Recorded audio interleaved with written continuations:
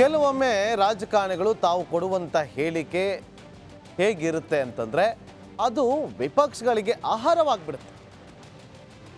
ಈಗ ಕಾಂಗ್ರೆಸ್ನ ಹಿರಿಯ ನಾಯಕ ಬಿ ಕೆ ಹರಿಪ್ರಸಾದ್ ಅವರ ಹೇಳಿಕೆ ಏನಿದೆಯಲ್ಲ ಅದನ್ನು ಕಮಲ ಪಡೆಗ ದಾಳ ಮಾಡಿಕೊಳ್ಳೋದಕ್ಕೆ ಪ್ಲಾನಿಂಗ್ ಮಾಡ್ತಾ ಇದ್ದಾರೆ.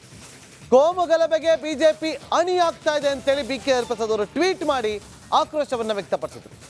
ವಿವಾದಾತ್ಮಕ ಹೇಳಿಕೆಗೆ ವಿಜೇಂದ್ರ ಅವರು ತಿರುಗೇಟು ಕೊಟ್ಟಿದ್ದಾರೆ. ಕೋಮುಗಲಭೆ ಕಾಂಗ್ರೆಸ್ನ ಮನಸ್ಥಿತಿ ಅಂತೇಳಿ ಕೇಂದ್ರ ಸಚಿವೆ ಶೋಭಾ ಕರಂದ್ಲಾಜೆ ಅವರು ಪ್ರತ್ಯುತ್ತರವನ್ನು ಕೊಟ್ಟಿದ್ದಾರೆ. ರಾಜ್ಯದಲ್ಲಿ ಏನಾದರೂ ಆದರೆ ಅದಕ್ಕೆ ಕಾಂಗ್ರೆಸ್ಸೇ ಕಾರಣ ಅಂತೇಳಿ ಮಾಜಿ ಸಿಎಂ ಬಸವರಾಜ ಬೊಮ್ಮಾಯಿ ಅವರು ಕೂಡ ಹೇಳಿಕೆಯನ್ನು ಕೊಟ್ಟಿದ್ದಾರೆ.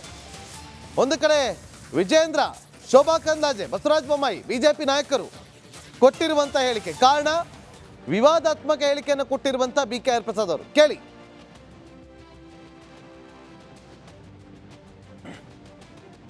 ಭಾಳ ಗಂಭೀರವಾಗಿ ತಗೊಳ್ತಾ ಇಲ್ಲ. ಮಾಧ್ಯಮದವರು ಕೂಡ ನೀವು ಅವ್ರನ್ನ ಗಂಭೀರವಾಗಿ ತೆಗೆದುಕೊಳ್ತಾ ಇಲ್ಲ. ಹಾಗಾಗಿ ಈ ರೀತಿ ಮನ ಬಂದಂತೆ ಮಾತನಾಡ್ತಾ ಇದ್ದಾರೆ. ಅವ್ರ ಹೇಳಿಕೆಗೂ ಅವ್ರು ಏನು ಹೇಳ್ತಾರೆ ಅಂತ ಅವ್ರಿಗೆ ಅರ್ಥ ಆಗ್ತಾ ಇದೆಯಲ್ಲ ಅಂತೂ ನನಗಂತೂ ಗೊತ್ತಿಲ್ಲ. ಆದರೆ ಮಾಧ್ಯಮದಲ್ಲಿ ಒಂದು ಪ್ರಚಾರ ಪಡಿತಕ್ಕಂಥ ಕೆಲಸ ಅವ್ರು ಮಾಡ್ತಾ ಇದ್ದಾರೆ. ಕಾಂಗ್ರೆಸ್ಸಿನ ಮಾನಸಿಕ ಸ್ಥಿತಿನೇ ಕೋಮು ಗಲಭೆಯನ್ನು ಎಬ್ಬಿಸುವಂಥದ್ದು. ದೇಶ ಶಾಂತವಾಗಿದೆ. ನರೇಂದ್ರ ಮೋದಿ ಅವರ ನೇತೃತ್ವದಲ್ಲಿ ಯಾವುದೇ ವಿಘಟನೆಗಳು ನಡೆದಿಲ್ಲ, ಯಾವುದೇ ಕೋಮು ದಳ್ಳೂರಿ ನಡೆದಿಲ್ಲ. ಕಾಂಗ್ರೆಸ್ ಯಾವಾಗ ಆಡಳಿತಕ್ಕೆ ಬಂದಿದೆ ಆ ಎಲ್ಲ ಸಂದರ್ಭದಲ್ಲಿ ಕೂಡ ಈ ದೇಶದ ಮೇಲೆ ಭಯೋತ್ಪಾದಕ ದಾಳಿಯಾಗಿದೆ. ಭಯೋತ್ಪಾದಕ ಅನ್ನಿಸ್ತಾ ಇತ್ತು ಇದು ನಮ್ಮ ಸರ್ಕಾರ ಅಂತ ಅವರಿಗೆ ಅನ್ನಿಸ್ತಾ ಇತ್ತು. ಆದರೆ ಇವತ್ತು ಮೋದಿ ಬಂದ ಮೇಲೆ ಎಲ್ಲ ಭಯೋತ್ಪಾದಕ ಮಾನಸಿಕತೆಯ ಜನಕ್ಕೆ ಭಯ ಹುಟ್ಟಿದೆ. ಅದಕ್ಕಾಗಿ ಮತ್ತೊಂದು ಸರಿ ರಾಮ ಮಂದಿರದ ಉದ್ಘಾಟನೆಯ ಸಂದರ್ಭದಲ್ಲಿ ದೇಶದಲ್ಲಿ ಕೋಮು ದಳ್ಳೂರಿಯನ್ನು ಎಬ್ಬಿಸಬೇಕು ಅಂತ ಕಾಂಗ್ರೆಸ್ ಪ್ಲಾನ್ ಮಾಡ್ತಿದೆ ಅಂತ ಅನಿಸುತ್ತೆ. ಅದರ ಒಂದು ಚಿಕ್ಕ ಝಲಕನ್ನು ಇವತ್ತು ಹರಿಪ್ರಸಾದ್ ಅವರು ಹೇಳಿರ್ಬೋದು. ಪ್ರವೀಣ್ ಕೇಸ್, ಪುನೀತ್ ಕೇಸ್ ಆಗಲಿ, ಇನ್ನೊಂದು ಕೇಸ್ ಆಗಲಿ, ಇವೆಲ್ಲ ಕಾಂಗ್ರೆಸ್ಸಿನ ಒಂದು ದಬ್ಬಾಳಿಕೆಯ ರಾಜಕೀಯ ಇದು. ಅವರು ತಮ್ಮ ತಪ್ಪನ್ನು ಮುಚ್ಕೊಳ್ಳೋ ಸಲುವಾಗಿ ಯಾವಾಗಲೂ ಕೂಡ ಬಿ ಜೆ ಪಿಯನ್ನು ಕೋಮುವಾದಿ ಪಕ್ಷ ಅಂತ ಕರೀತಾರೆ.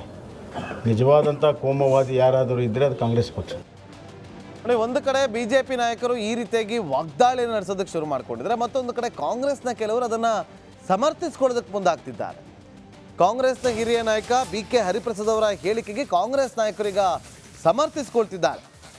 ಹರಿಪ್ರಸಾದ್ ಅವರ ಪರ ರಿಜ್ವಾನ್ ಅರ್ಷದ್ ಅವರು ಹಾಗೂ ಅಜಯ್ ಸಿಂಗ್ ಬ್ಯಾಟಿಂಗ್ ಮಾಡಿದ್ದಾರೆ.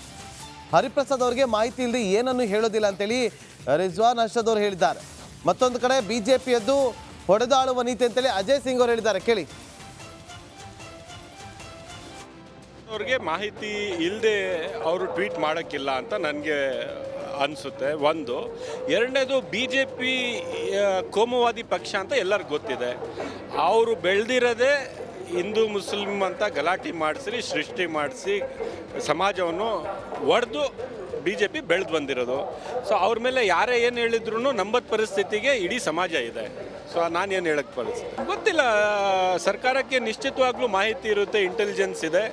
ಸರ್ಕಾರ ಯಾವುದೇ ಒಂದು ಇದು ನೋಡದೆ ಯಾರೇ ಕೂಡ ಕಾನೂನನ್ನು ತಮ್ಮ ಕೈಗೆ ತಗೊಂಡ್ರೆ ಅವ್ರ ವಿರುದ್ಧ ಕಠಿಣವಾದಂಥ ಕ್ರಮವನ್ನು ತಗೋತೀವಿ. ಈಗ ಬಿ ಜೆ ಪಿಯವರಂತೂ ಕೋಮುವಾದಿ ಪಕ್ಷ ಅದಂಗಂತೂ ಎಲ್ಲರೂ ಗೊತ್ತಿದೆ.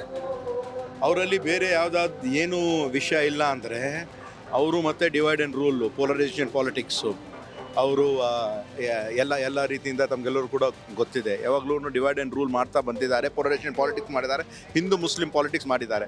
ಈಗಾಗಲೇ ಇಡೀ ಕರ್ನಾಟಕ ರಾಜ್ಯದಲ್ಲಿ 6.5 ಕೋಟಿ ಜನಾಂಗ ನಮಗೆ ಕಾಂಗ್ರೆಸ್ ಪಕ್ಷಕ್ಕೆ ಆಶೀರ್ವಾದವನ್ನು ಮಾಡಿದ್ದಾರೆ. ಮುಂದೆ ಬರ್ತಕ್ಕಂಥ ಚುನಾವಣೆ ಬರ್ತಾ ಇದೆ.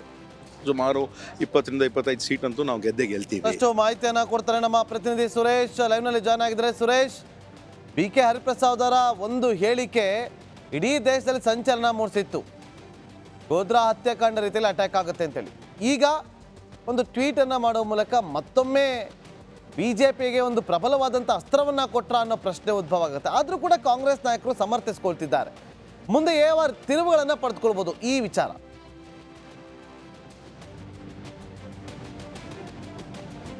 ಎಸ್ ನಾಗೇಂದ್ರ ಬಾಬು, ಅಯೋಧ್ಯೆಯ ರಾಮ ಮಂದಿರ ವಿಚಾರ ಇವತ್ತು ಎರಡು ಪಕ್ಷಗಳು ಕೂಡ ಲೋಕಸಭಾ ಚುನಾವಣೆ ಸನ್ನಿಹಿತದಲ್ಲಿ ರಾಜಕೀಯವಾಗಿ ದಾಳವಾಗಿ ಮಾಡಿಕೊಂಡಿದ್ದಾರಾ ಅನ್ನುವಂತಹ ಪ್ರಶ್ನೆಗಳು ಹುಟ್ಕೊಳ್ತಾ ಇರ್ತಕ್ಕಂಥದ್ದು.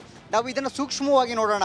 ಯಾಕೆಂತಂದರೆ ಗೋಧ್ರಾ ಅಂತಹ ಒಂದು ಏನು ಭೀಕರವಾದಂತಹ ಘಟನೆಯ ಬಗ್ಗೆ ಮತ್ತೆ BK ಹರಿಪ್ರಸಾದ್ ಅವರು ಮಾತಾಡ್ತಾರೆ ಅಂತಂದಾಗ ಅದನ್ನು ಯಾವ ವಿಚಾರಕ್ಕೆ ತುಲನೆ ಮಾಡ್ತಾರೆ ಅಂತಕ್ಕಂಥದ್ದನ್ನು ಕೂಡ ನಾವಿಲ್ಲಿ ಆಲೋಚನೆ ಮಾಡಿದಾಗ ನೋಡಿ, ರಾಮ ಮಂದಿರದ ಉದ್ಘಾಟನೆಯ ವೇಳೆಯಲ್ಲಿ ಇಂತಹ ಒಂದು ವಿಚಾರವನ್ನು BK ಹರಿಪ್ರಸಾದ್ ಅವರು ಹೇಳ್ತಾರೆ ಅಂತಂದಾಗ ಇದನ್ನು ರಾಜ್ಯ ಸರ್ಕಾರ ಆದವರು ಅಥವಾ ಗೃಹ ಇಲಾಖೆ ಆದವರು ಕೇವಲ ಇಂಥ ಒಂದು ಸೂಕ್ಷ್ಮ ವಿಚಾರವನ್ನು ಕೇವಲ ನೋಡಿಕೊಂಡು ಕೇಳಿಕೊಂಡು ಹೇಳಿಕೆಗಳು ಮತ್ತು ಏನೋ ಪ್ರತಿಕ್ರಿಯೆಗಳಿಗೆ ಅಷ್ಟೇ ಸೀಮಿತ ಆಗ್ತಾ ಇರ್ತಕ್ಕಂಥದ್ದು. ಇಂತಹ ಒಂದು ಸೂಕ್ಷ್ಮವಾದಂಥ ವಿಚಾರನ ಮೊದಲು ಗೃಹ ಇಲಾಖೆ BK ಹರಿಪ್ರಸಾದ್ ಅವರ ಬಳಿ ಇರ್ತಕ್ಕಂತಹ ಮಾಹಿತಿಯನ್ನು ಮೊದಲು ಕಲೆ ಹಾಕುವಂತಹ ಕೆಲಸ ಮಾಡಬೇಕು.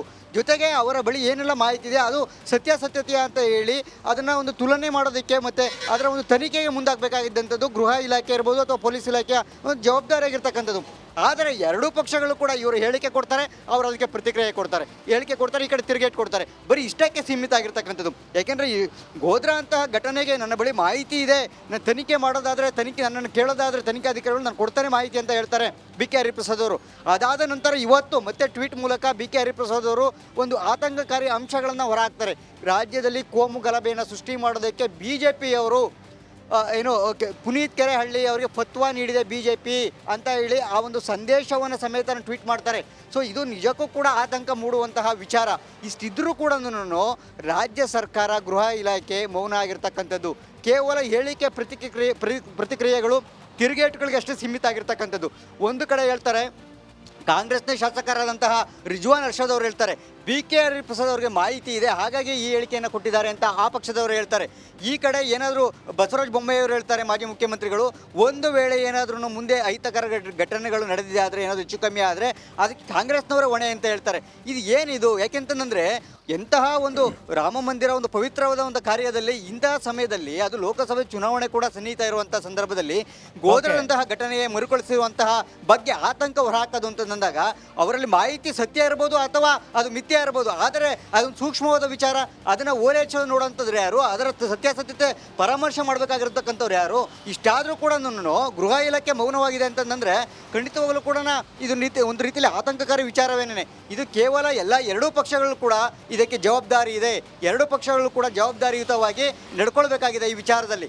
ಹಾಗಾಗಿ ಒಂದು ಕಡೆ BK ಹರಿಪ್ರಸಾದ್ ಅವ್ರ ಹೇಳಿಕೆಯನ್ನು ಕೂಡ ಲಘುವಾಗಿ ತಗೊಳ್ಳೋದು ಬೇಡ, ಹಾಗೇನೆ ಕಾಂಗ್ರೆಸ್ ಅವರು ಇರ್ಬೋದು ಅಥವಾ BJP ಇರುವಂತಹ ಹೇಳಿಕೆಗಳು ಕೂಡ ಲಘುವಾಗಿ ಪರಿಗಣಿಸೋದು ಬೇಡ. ಇದರ ಒಂದು ತನಿಖೆ ಆಗಬೇಕು. ತನಿಖೆ ಆದರಷ್ಟೇನೆ ಇದರ ಸತ್ಯಾಸತ್ಯತೆ ಹೊರಬರುತ್ತೆ. BK ನಾಗೇಂದ್ರ ಬಾಬು. ಓಕೆ,